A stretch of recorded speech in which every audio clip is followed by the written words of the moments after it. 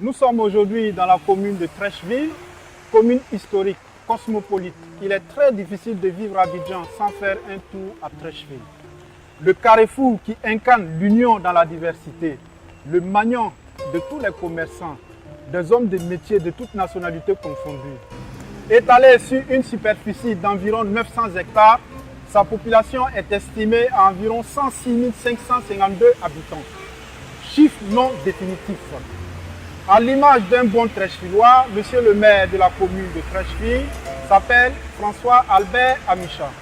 La jeunesse africaine d'aujourd'hui s'intéresse de moins en moins à l'apprentissage des métiers.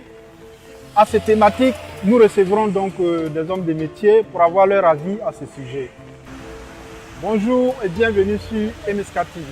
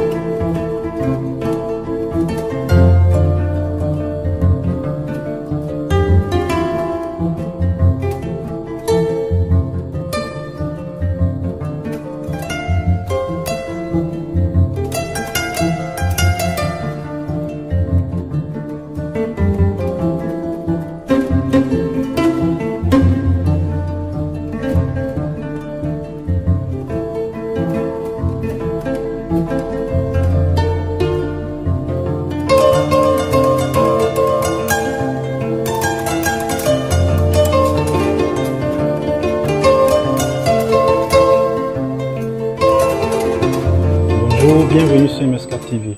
Pour la thématique d'aujourd'hui, nous recevons donc des hommes de métier, un homme et une femme de métier, pour avoir leur avis sur un sujet qui nous intéresse énormément. Il existe des personnes de métier qui ont des choses utiles à dire, mais cependant restent introverties. À l'image de la femme ivoirienne, de la vraie femme ivoirienne, ouverte d'esprit, battante, courageuse et entrepreneuse, nous souhaitons rendre hommage à toutes les femmes et à tous les braves hommes du métier à travers le monde entier.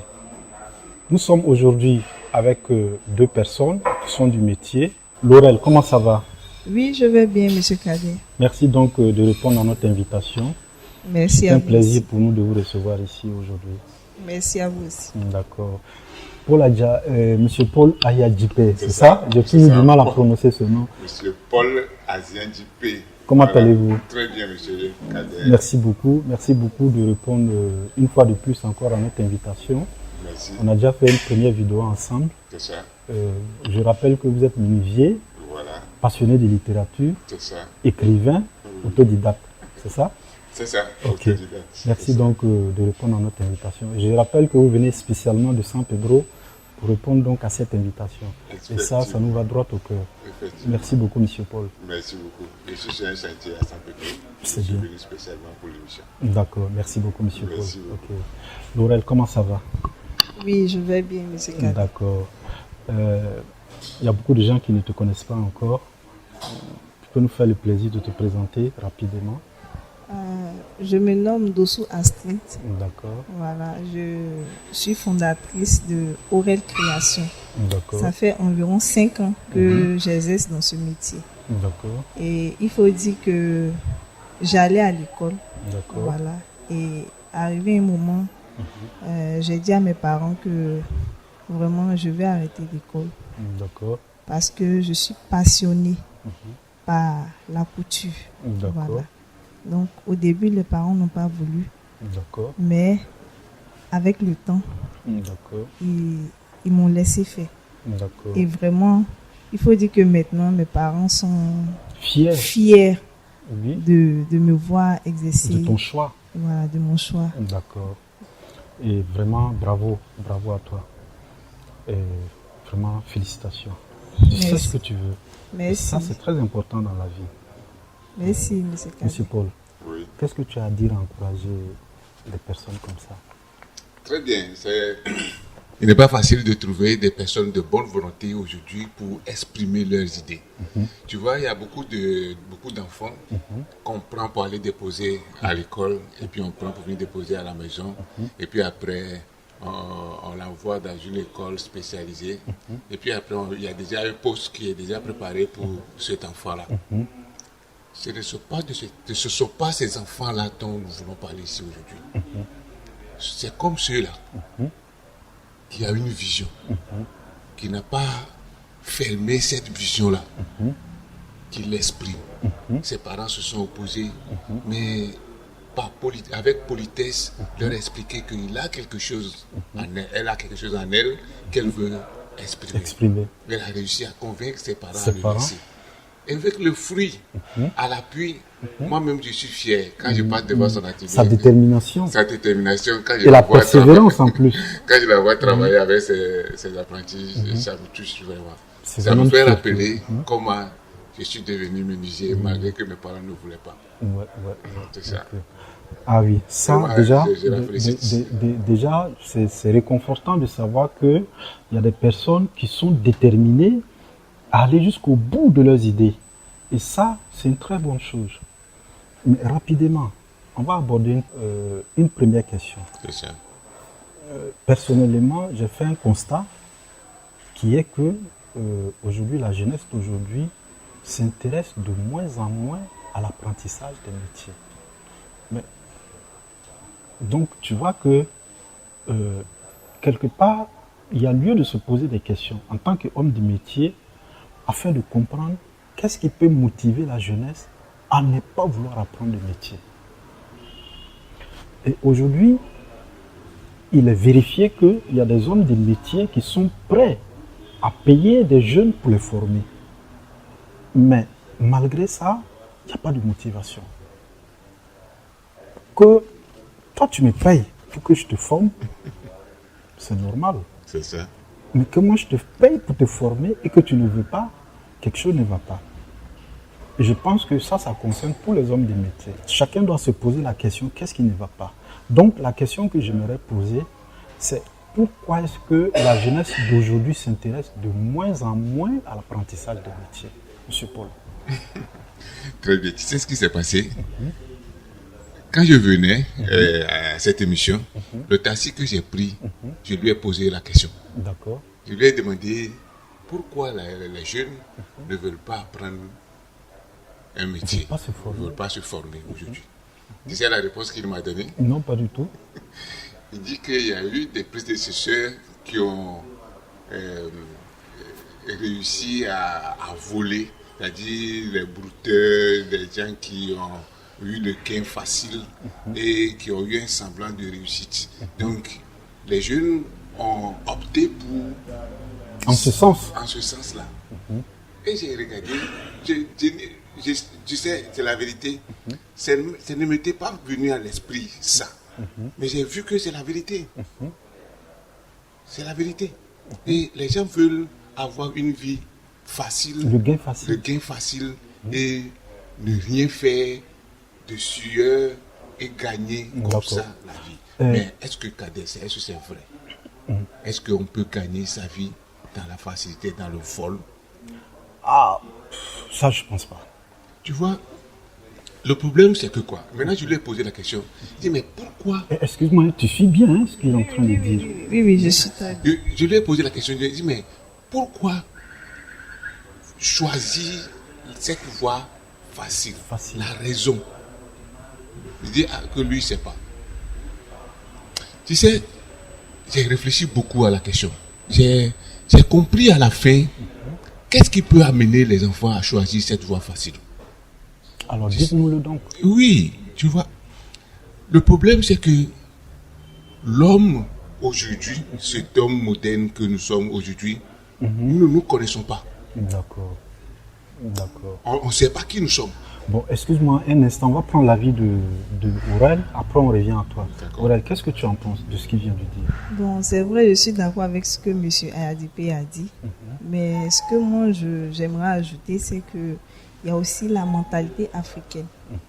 Parce que pour d'autres, surtout en Afrique, quand on apprend, une personne décide d'apprendre un métier, il est considéré comme quelqu'un qui a échoué.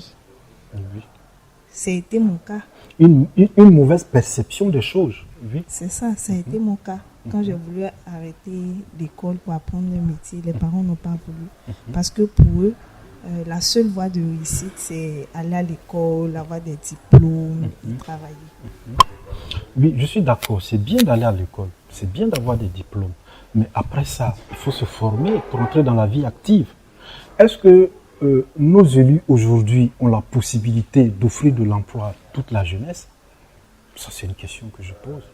Mais par conséquent, pour un jeune qui a du goût pour le métier, qui veut apprendre, je pense que c'est salutaire. On doit même l'encourager à apprendre le métier et à l'aider à s'installer. Ça, c'est un bon exemple, M. Paul. Je n'avais pas fini.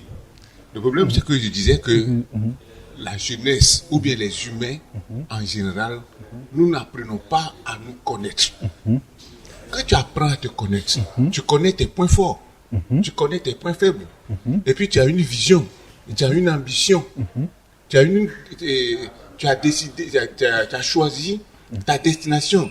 Maintenant, quand tu décides d'aller en Europe, tu ne vas pas prendre taxi au quartier avec l'intention que tu vas arriver en Europe. Non, pas du tout. Donc, quand tu connais ce que tu veux devenir dans la vie, le métier qui va t'amener là-bas, tu le connais.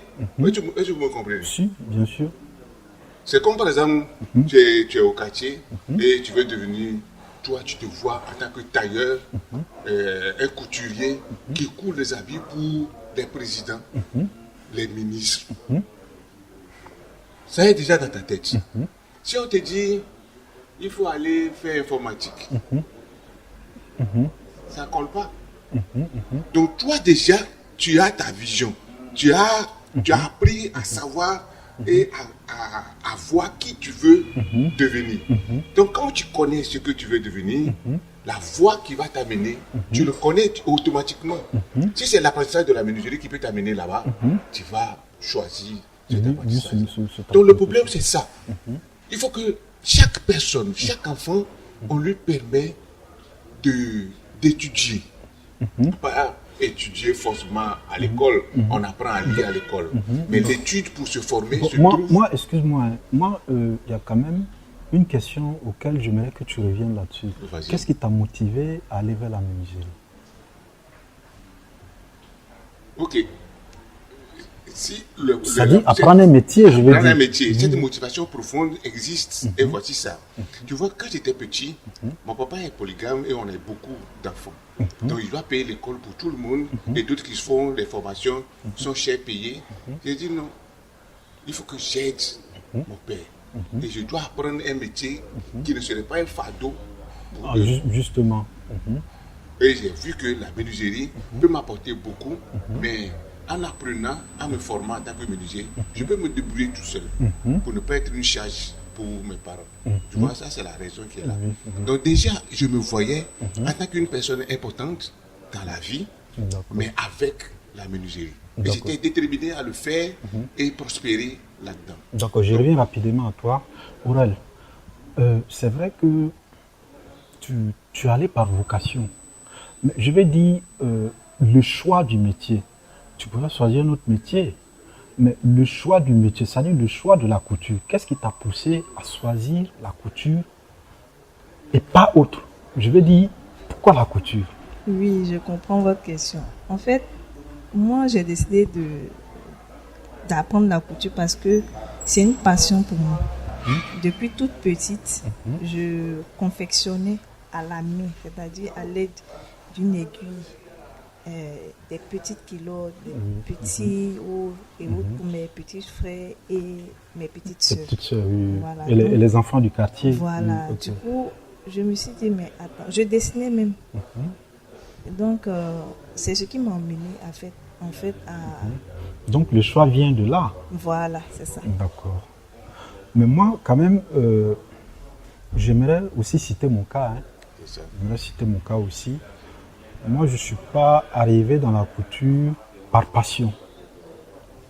Parce que ça a été difficile. je n'ai pas eu la chance de poursuivre mes études parce que mes parents n'avaient pas les moyens. J'ai dû opter pour l'apprentissage d'un métier. Mais plus tard, j'ai compris que c'était la meilleure chose à faire. Et je ne regrette pas parce que ce métier est un métier noble qui me permet de gagner ma vie honnêtement.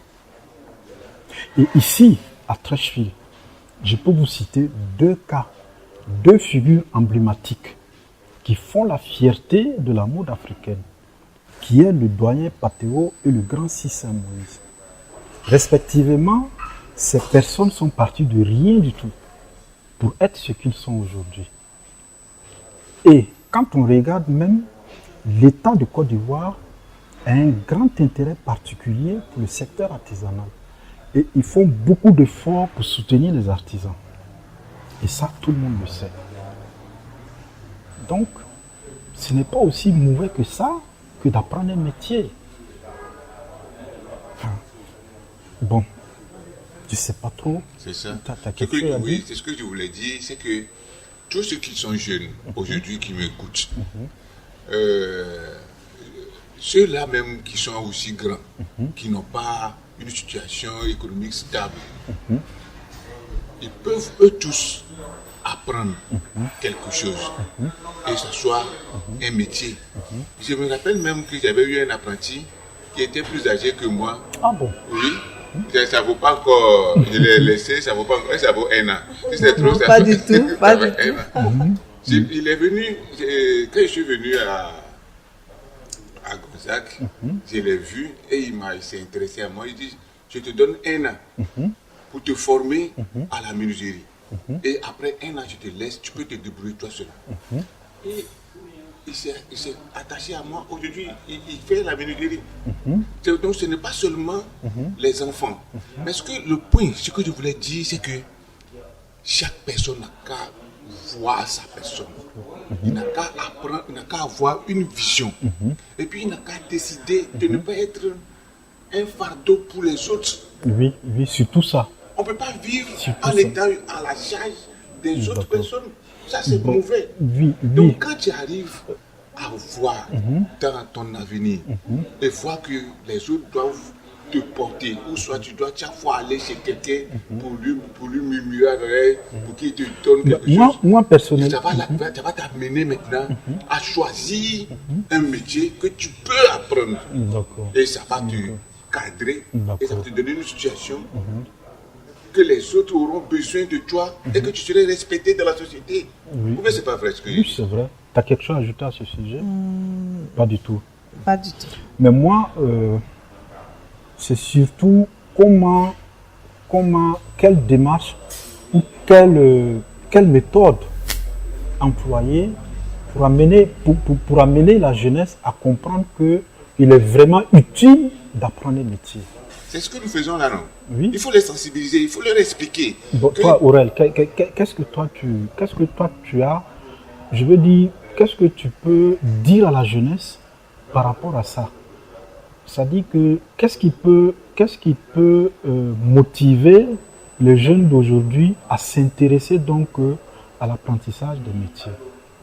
Bon, ce que je peux dire, c'est que l'apprentissage nécessite du temps et du sérieux, mais la récompense est très grande lorsqu'on maîtrise son travail.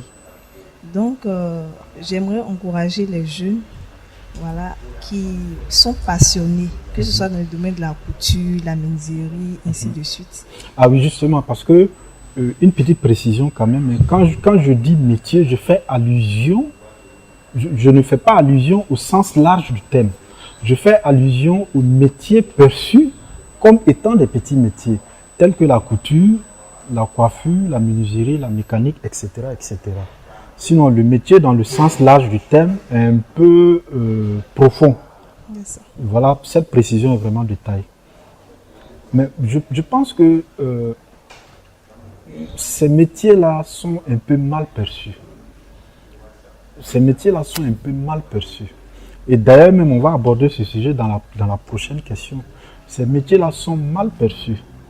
C'est-à-dire que d'abord, le temps d'apprentissage qui va coûter peut-être 2 ans, C'est du gâchis pour un jeune d'aujourd'hui. Je vais passer 2 ans à apprendre un métier. Pendant ce temps, je dois. Bon, tu vois, c'est un peu... Le problème là, c'est que qu'est-ce que tu appelles gâchis quand tu dépenses. Moi, j'ai dépensé 5 ans pour apprendre ce métier-là. Mais ça fait combien de temps aujourd'hui que je mange? Tu vis de ça. Je vis de ça. Tu t'es marié dans ça, tu as élevé tes enfants dans ça. Tu vois, des ministres m'appellent, je rentre dans leur chambre, je m'avais prendre des mesures, je travaille, je m'avais livré. Et quand ils m'appellent au téléphone, Paul, j'ai besoin de toi. Vous vous imaginez, quelqu'un qui est maire, quelqu'un qui est une personnalité, t'appelle. Et il a besoin vraiment de toi. Tu t'en vas chez lui, il discute avec toi.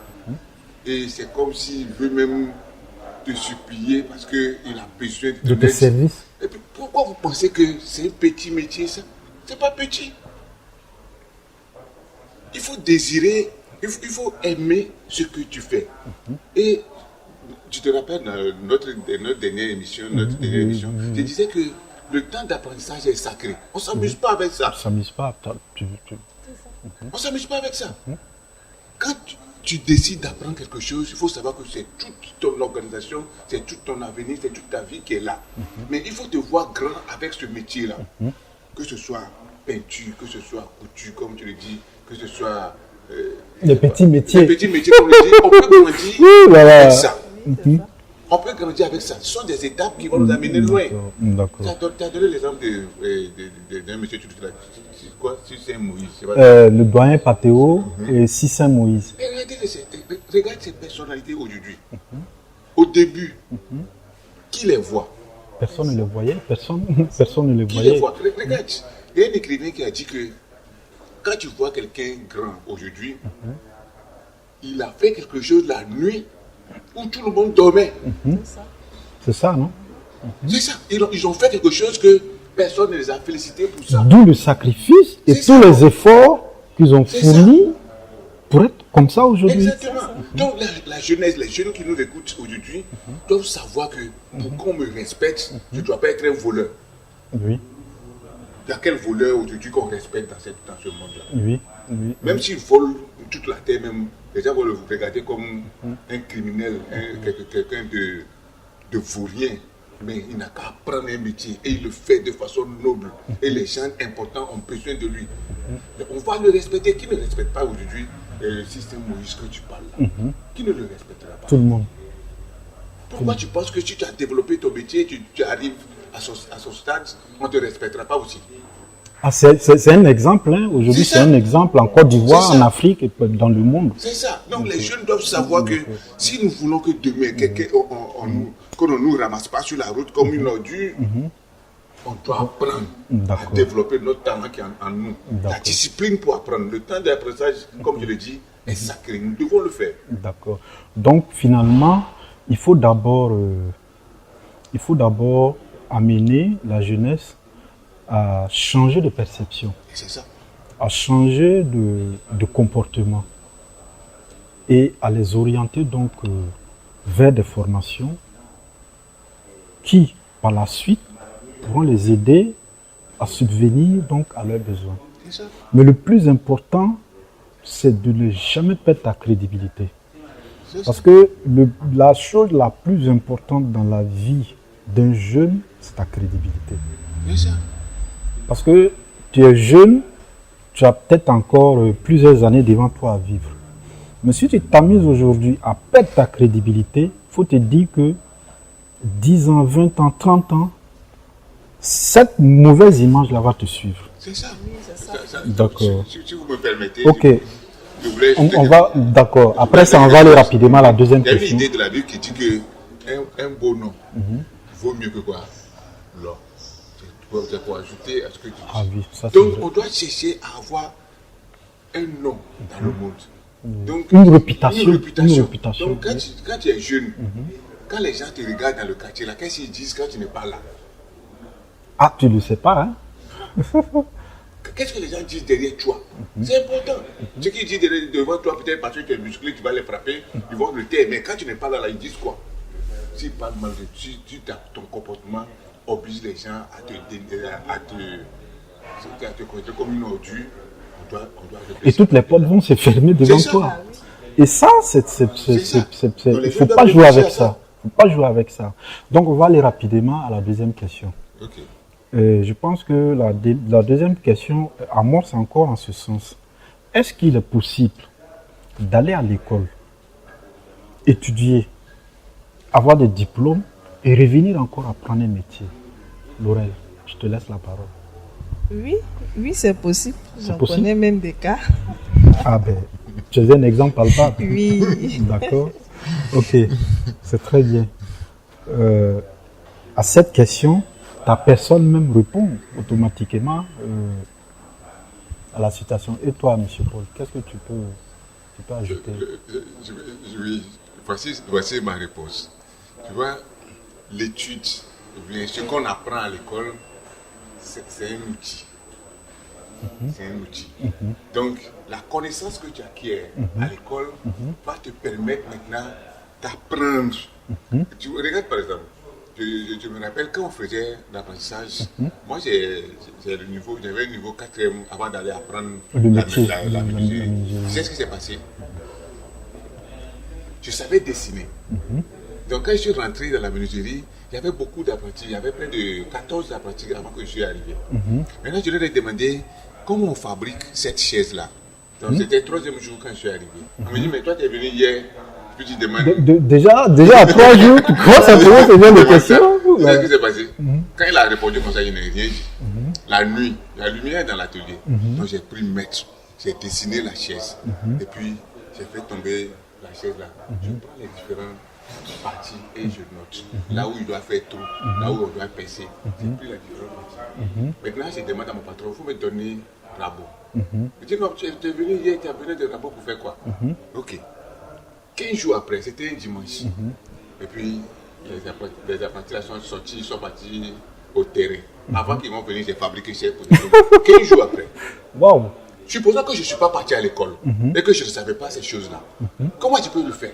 C'est pas possible. Tu comprends ça? Donc, il faut aller à l'école et puis à l'école, apprendre les choses de base. De base. Maintenant, Les choses fondamentales. Apprendre un métier qui va te propulser. Oui. Et tu as quelque chose à ajouter? On veut t'entendre parce que tu es un exemple quand même de ce qu'on est en train d'évoquer. Tu peux nous dire quelque chose encore? Moi, je veux bien que tu t'exprimes parce que Hein, M. Paul? C'est ça, je l'écoute. Donc, ce que M. Adipi a dit, c'est ça, hein, parce que moi aussi, je suis allée à l'école, voilà. J'ai eu un certain niveau et je suis revenue, voilà, dans la couture parce que je suis passionnée, comme je l'avais dit au départ. Voilà. Mais il faut dire que ça n'a pas été facile dans les débuts. Mais aujourd'hui, j'habille certaines personnalités, voilà, je fais des expositions. Mais tout est parti d'un début. Il y a eu des moments où j'étais fatiguée, je voulais même baisser les bras. Même mes parents qui ne voulaient pas au départ m'encourageaient pour dire non, ça va aller, il te reste juste un peu de temps, vas-y, fonce. Bon, moi, on peut prendre le cas d'un parent qui veut que son enfant devienne, par exemple, je dis n'importe quoi, qui veut que son enfant devienne directeur de société. Il le met à l'école, il s'endette. Il s'endette pour payer les études. Et dans sa vision, à long terme, voilà ce que je prévois pour mon enfant. Et puis du jour au lendemain, ce même enfant revient voir le parent et puis il lui dit, mais papa, maman, tu sais, je vais apprendre un métier. C'est ce que je veux, c'est ma passion, c'est ma vocation. Est-ce que tu peux me permettre d'apprendre un métier? C'est pas facile, hein? C'est presque un choc. Pour un parent comme ça, je t'assure que c'est pas acceptable. Et pourtant, les hommes de métiers réputés aujourd'hui n'ont rien à envier à qui que ce soit. Donc, est-ce que c'est une question de perception? Est-ce que c'est une question de mentalité psychologique, psychique? Ou alors, c'est une question culturelle?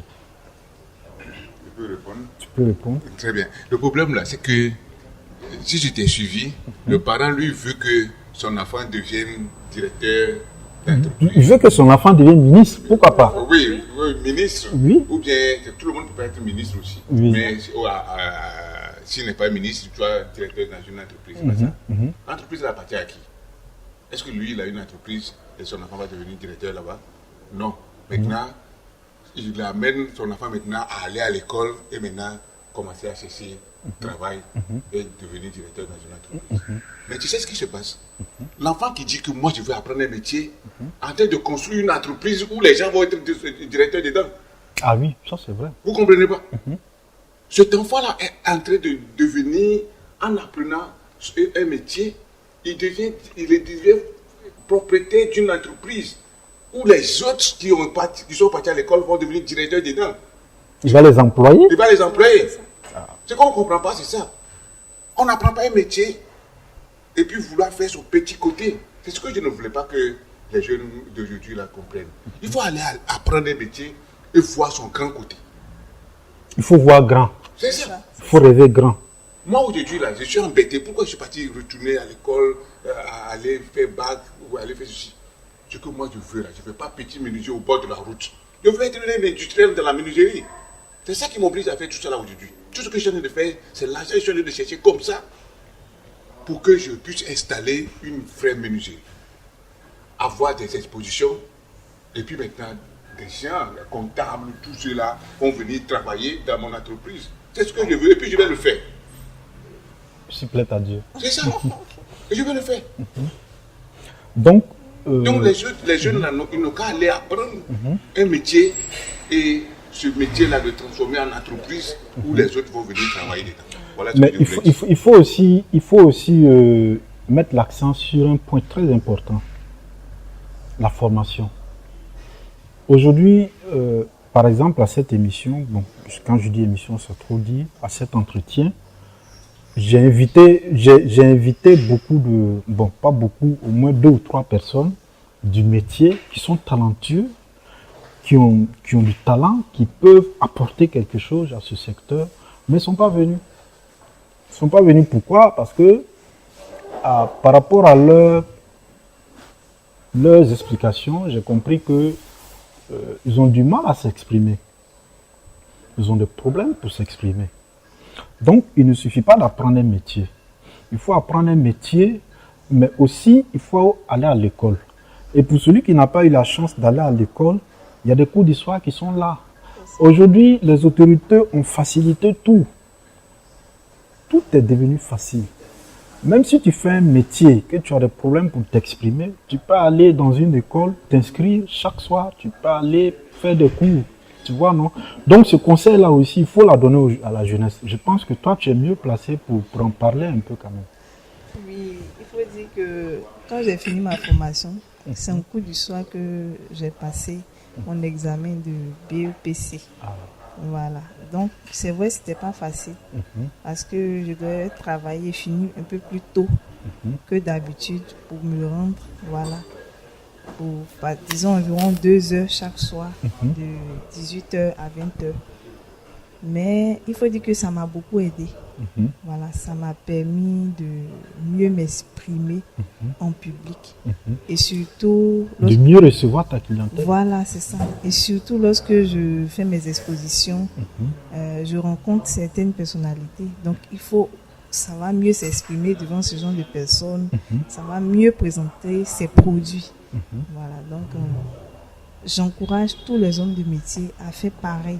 Même si dans les débuts, ils n'ont pas eu la chance d'aller à l'école et que maintenant, ils ont les moyens de le faire en faisant des cours du soir. Pourquoi ne pas le faire? Aujourd'hui, on peut même avoir le BTS en cours du soir. Donc, pourquoi ne pas le faire? Oui, et aussi apprendre ce que c'est qu'un budget, ce que c'est qu'un capital, ce que c'est qu'un investissement. Tout ça là, c'est important dans le métier. Parce que c'est des personnes qui viennent vers toi, qui te donnent de l'argent pour faire en contrepartie d'un service. Il faut savoir quelle est la part du capital, quelle est la part de l'investissement, du budget, ce que tu gagnes, ce que tu dois dépenser, tout ça là. Mais ça sera peut-être dans un autre entretien. Maintenant, on va rapidement passer à une autre question qui peut-être est pour moi la plus pertinente, qui peut-être pour moi est la plus pertinente. Aujourd'hui, il y a beaucoup d'hommes de métier qui sont réputés.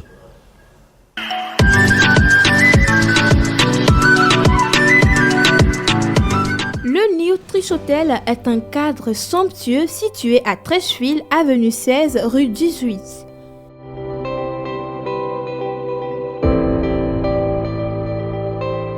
L'odyssée d'un parcours hospitalier et sociable. Monsieur le directeur général Nana Sekou et la sous-directrice Nafissatou Nana Épouse Koné et l'ensemble des collaborateurs de New Trish Hotel travaillent jour et nuit pour un accueil fiable et sympathique. Le New Trish Hotel existe depuis 1968, dispose de 69 chambres, un restaurant, une salle de réunion et propose plusieurs services à son aimable clientèle.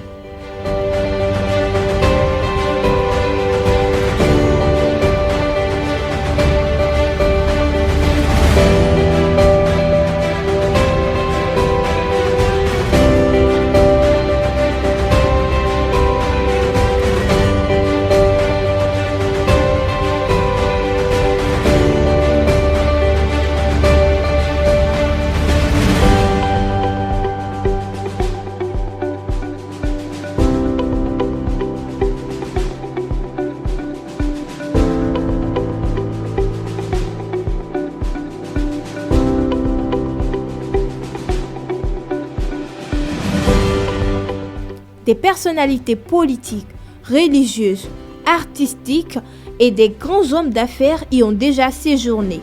À New Trish Hotel, un lieu de rencontre qui fait la fierté de la commune de Treichville.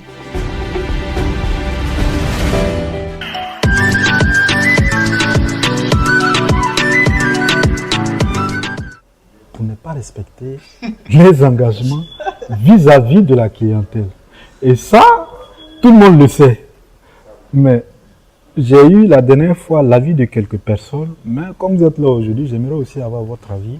Qui commence, Monsieur Paul? tu vas nous expliquer un peu qu'est-ce que tu fais pour éviter ce genre de désagréments-là? Bon, il faut dire que moi, personnellement, j'ai un registre, voilà, que j'utilise pour bien m'organiser.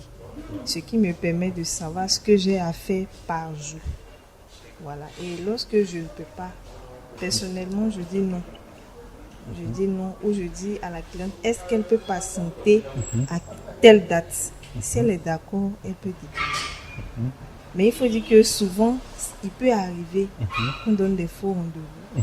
Mais là, ça ne devait pas être une habitude. Non, en fait, moi, la question que j'aimerais poser, qu'est-ce qui peut amener un artisan à ne pas respecter son engagement? En fait, qu'est-ce qui peut faire que quelqu'un qui vit d'un métier, c'est-à-dire que quelque chose qui te nourrit, des gens viennent vers toi dans le but d'avoir tes services. Qu'est-ce qui peut faire que tu ne puisses pas respecter tes engagements? Est-ce qu'il y a des difficultés? Est-ce que quelque part, les clients eux-mêmes contribuent à ça? Ou bien c'est tout simplement une question d'organisation? Parce qu'il se peut aussi qu'il y ait aussi des difficultés vis-à-vis de certains aspects techniques ou bien des paramètres qui sont difficiles à expliquer. Est-ce que, en tant que quelqu'un du métier, est-ce que vous pouvez faire ressortir un peu ce côté-là? Bon, ce que je voulais dire, c'est que dans notre domaine, il y a certains hommes de métier qui sont, disons, très gourmands.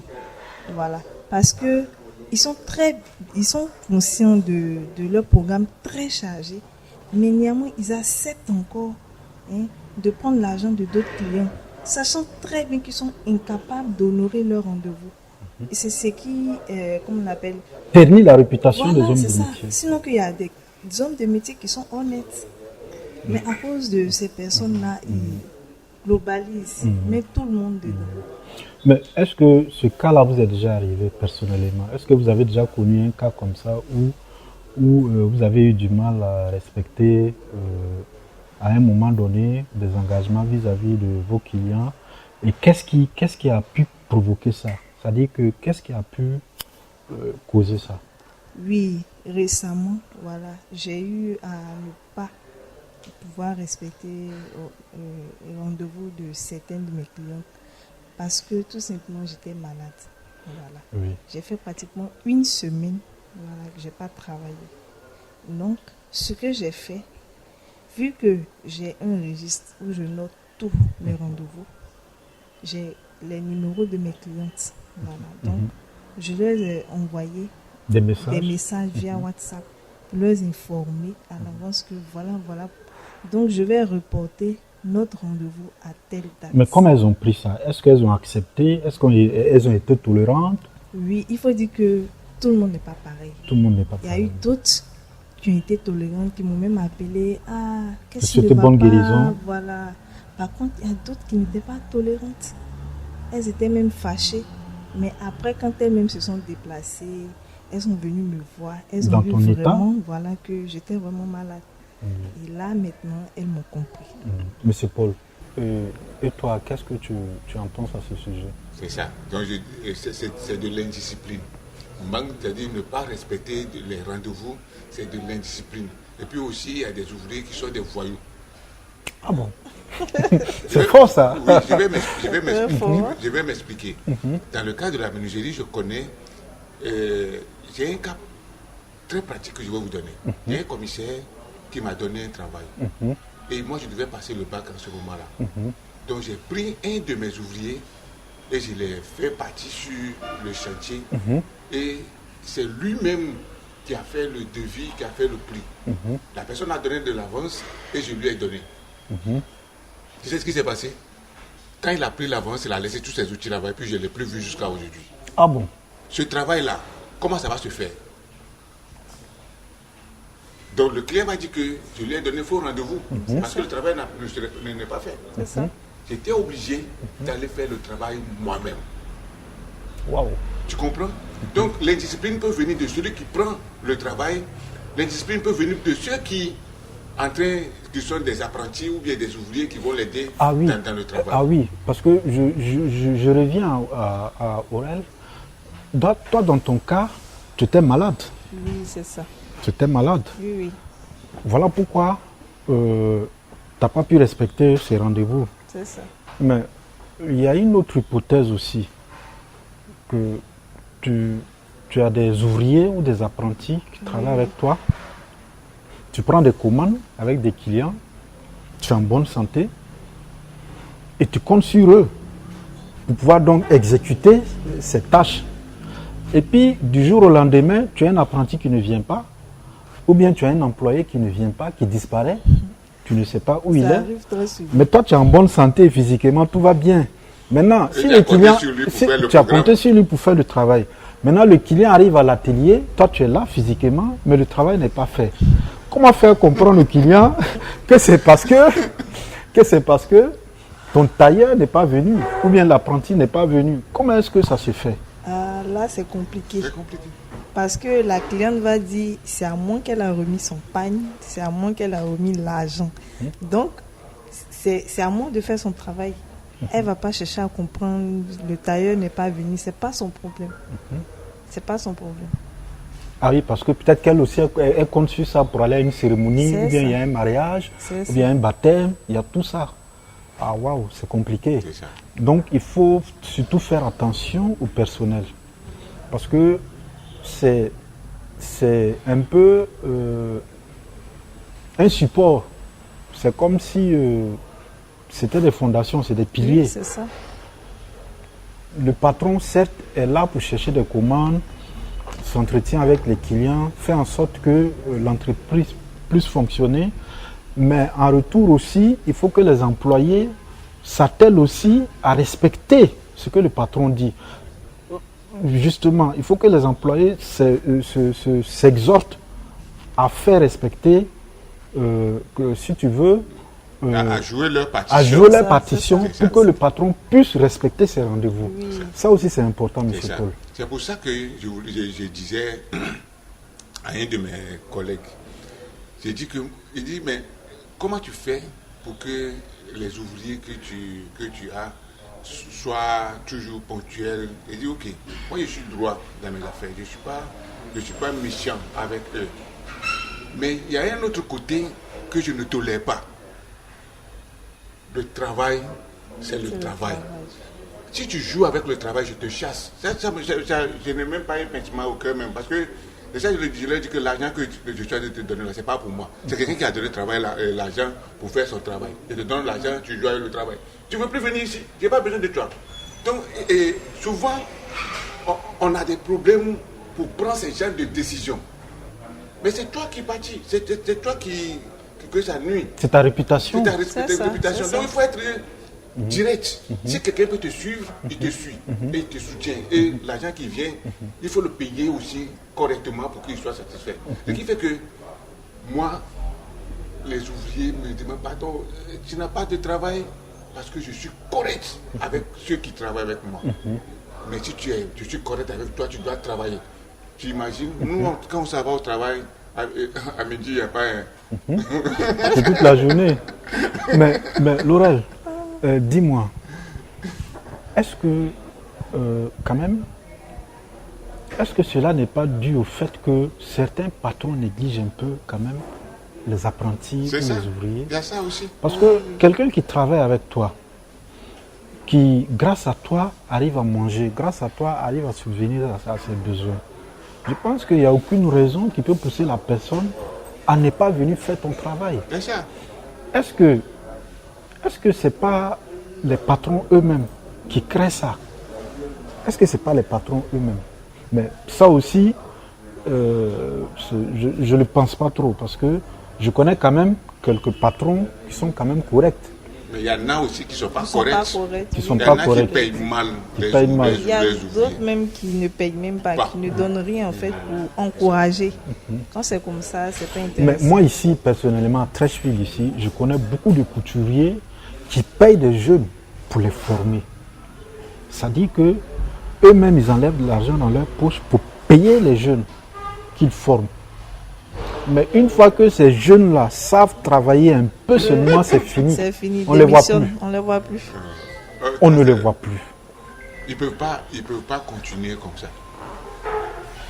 Et ça, c'est compliqué. Maintenant, à côté de ça aussi, j'ai eu quand même l'avis de quelques personnes par rapport à ce phénomène de faux rendez-vous. Il y en a qui m'ont dit que, bon, je partage avec vous, je ne sais pas si vous êtes d'accord avec ces avis. Il y en a qui m'ont dit que il y a des gens qui attendent au dernier moment pour passer des commandes. Et qu'à cause de ça, souvent, ils ont des imprévus ou bien ils sont fatigués. Et ça fait qu'ils n'arrivent pas à respecter le rendez-vous. Est-ce que vous êtes d'accord avec cet avis? Ça dit que moi, j'ai une cérémonie, je veux porter une chemise. Au lieu d'aller peut-être déposer ça très tôt, j'attends que ça reste au moins une semaine ou bien quelques jours avant d'aller voir mon couturier pour lui dire que ça là, je dois porter ça samedi pour aller à temps. Bon, pour quelqu'un qui me respecte, ou du moins qui sait que je suis un bon client, j'ai l'habitude de passer des gros commandes, et même s'il a un contretemps, il est tenté quand même d'accepter, même s'il sait qu'il ne peut pas me refuser. Est-ce que vous êtes d'accord que souvent les clients aussi retardent trop avant de déposer? Moi, je suis d'accord. Souvent, il y a les clients qui retardent avant de déposer. Et quand tu veux déposer, ils vont te demander pardon. Mais d'un autre côté aussi, le couturier n'est pas obligé d'accepter. Parce que lui aussi, il a un programme qui est là. Si c'est un couturier qui est bien organisé, il a un programme qui est là, qu'il doit respecter. Donc, s'il sait très bien qu'il ne peut pas honorer ce rendez-vous, ce n'est pas la peine de prendre. Même si c'est une connaissance qui a l'habitude de confectionner ses habits avec lui. Donc, ce n'est pas la faute au client. C'est pas la faute au client. Donc, ça ne vient pas forcément des clients. Oui, parce que si le couturier dit non, le client ne va pas déposer forcément son habit. Si le couturier dit non, il va repartir avec son habit. C'est mieux qu'on le traite d'un donneur de faux rendez-vous. Oui. Il risque de perdre sa réputation. Voilà. Donc, c'est mieux qu'il refuse. Parce qu'il sait qu'il ne peut pas faire. Et le plus grand trésor, je tiens bien à le dire, le plus grand trésor d'un homme de métier, c'est ta crédibilité. Donc, il y a aussi d'autres personnes, d'autres hommes de métier aussi qui disent que souvent, il y a des clients qui viennent, comme ils savent que le délai est court, ils proposent 2 fois plus. C'est-à-dire que, je dis n'importe quoi, hein, si je fais par exemple la tenue à 20 000, ils me proposent 40 000, ils me demandent de faire ça rapidement. Donc du coup, si j'avais des rendez-vous d'autres personnes et que je veux satisfaire lui sa demande, je serais tenu de donner de faux rendez-vous à d'autres en rejetant le... Mais est-ce que tu es obligé de faire ça toi-même ou bien tu es obligé de faire ça toi seul? Regardez par exemple, moi ça m'arrive. Par exemple, j'ai du bois à préparer, il y a du chantier, il y a des portes que je dois faire rapidement. Je m'avais à la machine et il y a beaucoup de travail. J'ai dit ok, je paye la machine. Maintenant, les ouvriers qui travaillent à la machine, je leur dis ok, on va travailler la nuit. Voici, je vais vous donner de l'argent et on va travailler la nuit. Donc le patron a eu son argent, il a le temps pour faire pour ses clients. Maintenant la nuit, nous on travaille. Des heures supplémentaires. Des heures supplémentaires. Ah, oui. Donc si on est bien organisé, ces genres de choses-là, on peut les régler. Le problème là, c'est que on prend l'argent, mais on ne s'attelle pas. On n'est pas discipliné pour rester là. Tu sais que tu t'es engagé dans quelque chose et que tu veux vraiment respecter ça, tu vas le respecter. C'est surtout qu'on prend cet argent, on sait qu'on s'est engagé dans un travail, mais on s'en va dormir. Comment tu peux faire? C'est ça qui n'est pas bien. C'est ça. C'est ça. Bon, C'est ce que je disais là, les disciplines.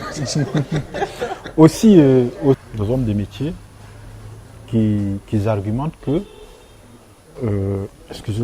qu'ils argumentent que il y a un certain type de catégorie de clients qui refusent de payer au prix fixe. C'est-à-dire, comme à la première exemple, par exemple, la tenue coûte 20 000, lui il arrive, il veut coûter ça à 10 000 ou bien à 15 000. Alors que sans les 20 000, je ne peux pas m'en sortir. Et ce dernier s'impose. Est-ce que je dois accepter? Parce que si j'accepte, je risque de ne pas pouvoir finir le travail. Tu as quelque chose à dire à ce sujet? Ça t'a déjà arrivé ça? Bon, moi personnellement, ce genre de client, je préfère ne pas même avoir affaire à eux. Je refuse carrément. Parce que c'est une manière de ne pas respecter mon travail. Parce que je sais ce que je fais. Je connais la qualité de ce que je fais.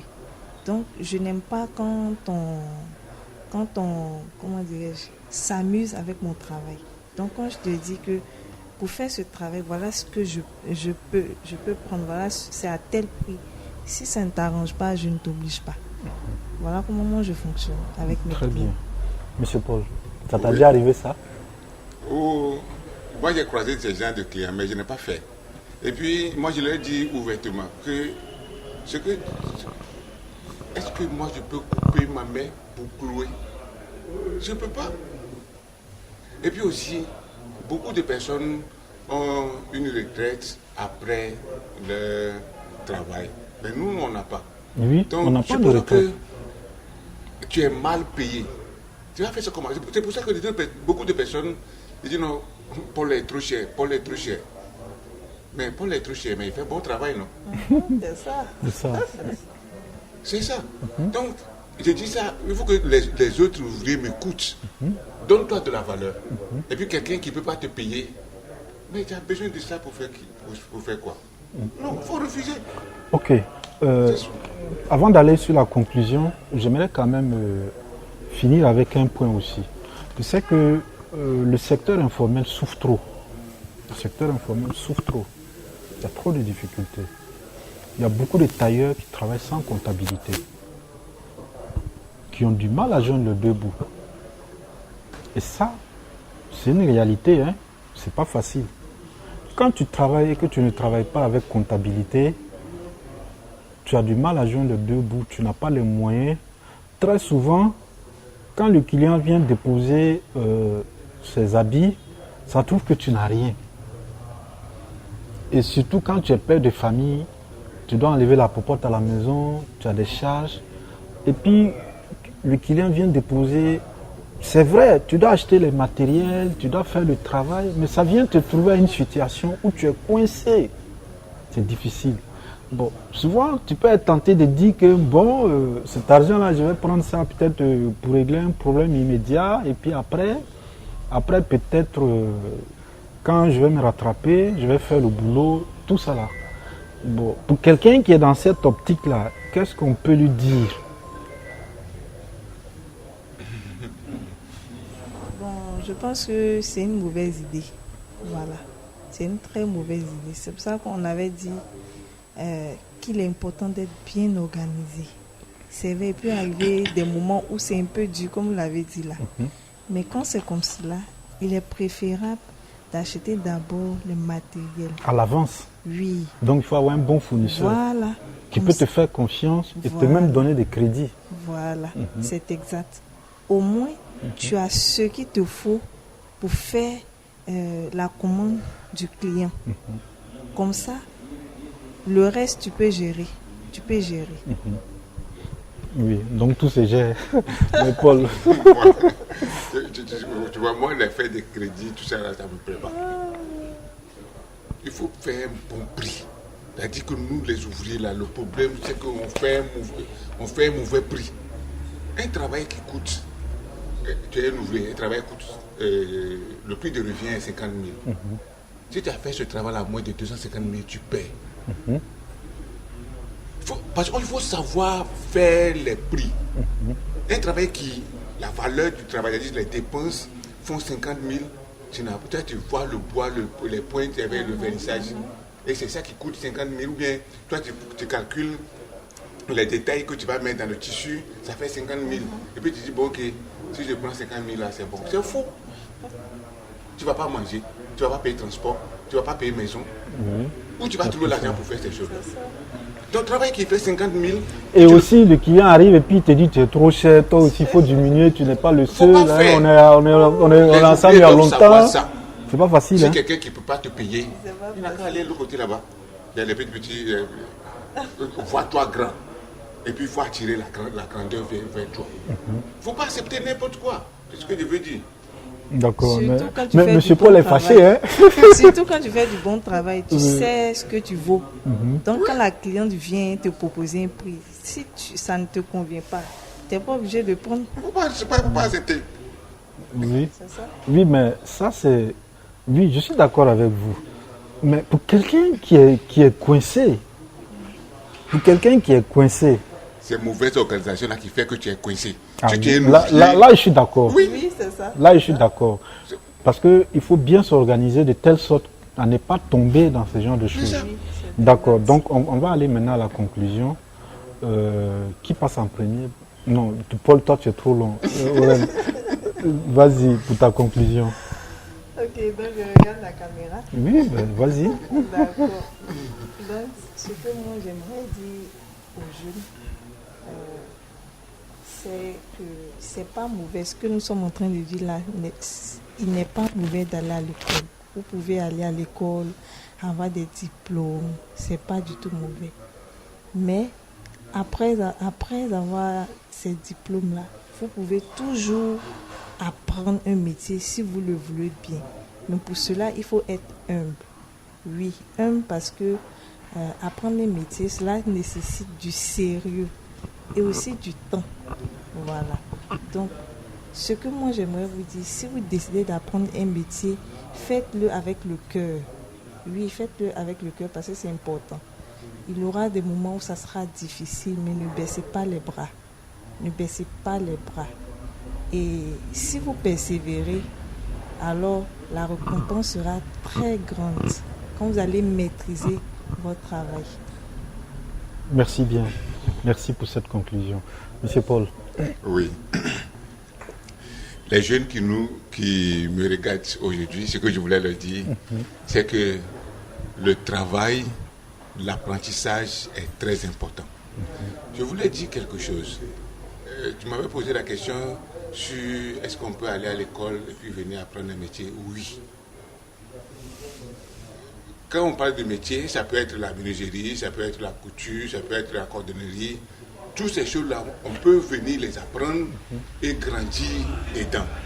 Maintenant, ce que vous oubliez aussi, c'est que la comptabilité, la gestion commerciale, avec les autres travaux de bureau, sont des métiers aussi qui sont mal appris. Ce qui fait que les gens sont dans le bureau. Je me rappelle même, je suis parti aux impôts pour faire mes documents pour que je paye les impôts. Ça a pris un long temps parce que les gens ne connaissent pas leur métier. Donc ce n'est pas seulement ici. Non, attention, pas que les gens ne connaissent pas leur métier. Peut-être qu'il y a quelques indisciplines. Voilà. Il y a quelques indisciplines quand même. Mais sinon, bon, vas-y, je t'écoute. Donc, n'importe quoi que tu veux faire et que ta vie dépend, il faut l'apprendre correctement. Il faut l'apprendre sérieusement. Il faut être expert dedans. Et puis tu vas voir ce que ta vie va devenir. Tu vois. Maintenant, ce qui concerne nous les ouvriers aujourd'hui, les faux rendez-vous ou bien ne pas pouvoir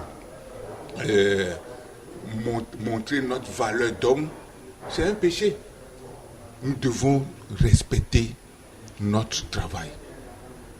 Nous devons respecter les rendez-vous. Parce que quand tu te respectes, dans un de mes livres, j'ai donné un exemple sur quelqu'un qui s'est bien habillé, en blanc ou bien dans une tenue propre.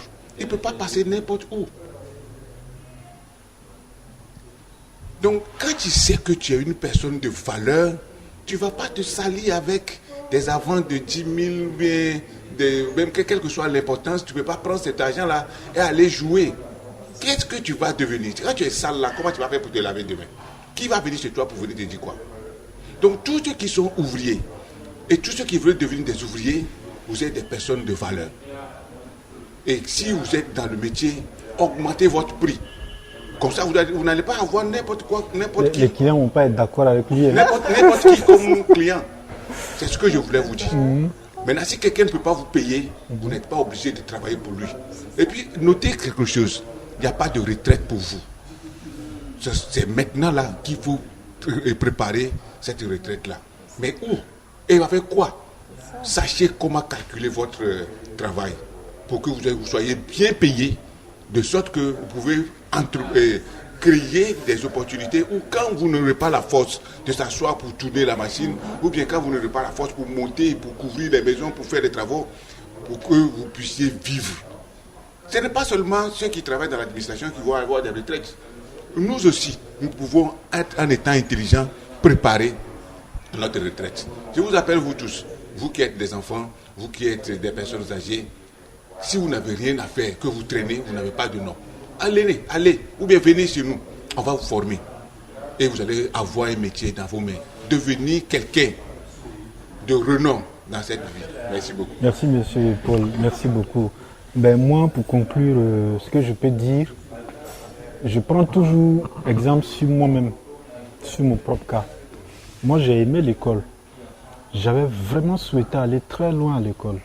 Mais comme je l'ai dit, c'est par faute de moyens que je n'ai pas pu continuer, je n'ai pas pu poursuivre mes études. Et j'ai été obligé d'aller apprendre un métier. Et le jour même où, je me rappelle, le jour où mon oncle a attrapé ma mère pour m'amener dans un atelier de couture pour aller apprendre la couture, ma mère a pleuré. Elle a pleuré, elle a coulé les larmes. Elle a coulé ses larmes. Elle n'était pas d'accord.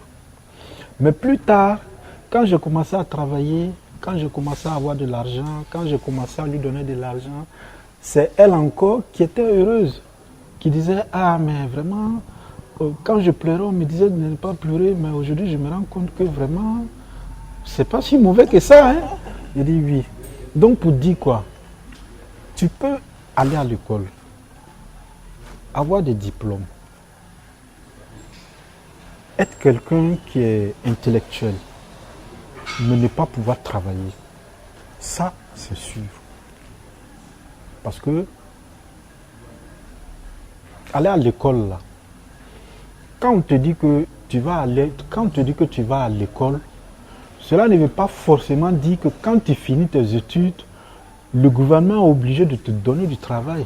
Ça ne veut pas dire que comme toi tu es là à l'école, tu as eu des diplômes, que forcer l'État va te donner du boulot. C'est pas comme ça fonctionne. C'est pas comme ça que ça fonctionne. Donc, à un moment donné, quand tu te rends compte qu'avec mes études, ça tarde, j'ai du mal à avoir du boulot, je n'arrive pas à m'en sortir. Aucune porte n'est fermée. Toutes les portes sont grandement ouvertes. Tu peux suivre des formations, tu peux apprendre un métier. Et aujourd'hui même, nos élus, nos autorités même ont pris conscience de ça. Eux-mêmes, ils savent que ce n'est pas facile. Le secteur du travail est devenu tellement saturé qu'il y a beaucoup de diplômés qui sont là, qui sont assis, qui n'arrivent pas à travailler. Donc, à ceux-là, on peut les motiver, on peut les encourager à aller apprendre un métier. Avec ce niveau intellectuel que vous avez eu à l'école, avec ce bagage intellectuel, il vous sera plus facile d'évoluer donc dans le secteur artisanal. Vraiment, ça c'était mon cri de cœur. C'est plus qu'une conclusion, c'est un cri de cœur. Parce que quand moi j'ai fini d'apprendre le métier, que j'ai commencé à travailler, je me suis dit, mais ça, il n'y avait pas mieux que ça pour moi. Il ne pouvait pas avoir mieux que ça pour moi. Donc, je me mets un peu à la place de ceux qui sont un peu comme moi, c'est-à-dire qui sont un peu dans la même situation que moi à l'époque. N'ayez pas honte, n'ayez pas peur et ne soyez pas complexés. Allez apprendre un métier. Le métier nourrit son homme. Grâce au métier, il y a beaucoup de hommes de métier qui sont milliardaires aujourd'hui, qui n'ont rien envié à personne. Mais on ne vous dit pas que vous serez milliardaire, mais au moins vous pourrez quand même subvenir à vos besoins. Pouvoir manger, vivre dignement, prier Dieu. L'argent, c'est Dieu qui donne. C'est Dieu qui enrichit qui il veut. Mais pour ta subsistance, là, tu es obligé de faire comme ça. L'ouvrier mérite son salaire. Si tu t'en vas te former, tu apprends un métier, il n'y a pas de raison que tu ne sois pas vraiment quelqu'un de bien dans la société. Vraiment, je ne veux pas être trop long, c'est ce que je voulais dire pour conclure. Merci, Monsieur Paul. Merci d'avoir répondu une fois de plus à cette invitation. Je rappelle que Monsieur Paul est quitté à San Pedro spécialement pour ça. Donc, merci à toi aussi. J'espère qu'on aura aussi l'occasion de faire d'autres vidéos ensemble. C'était le MSK TV, votre chaîne de motivation et d'encouragement. On va se donner rendez-vous une nouvelle fois pour une autre vidéo. Merci beaucoup et à la prochaine. Merci.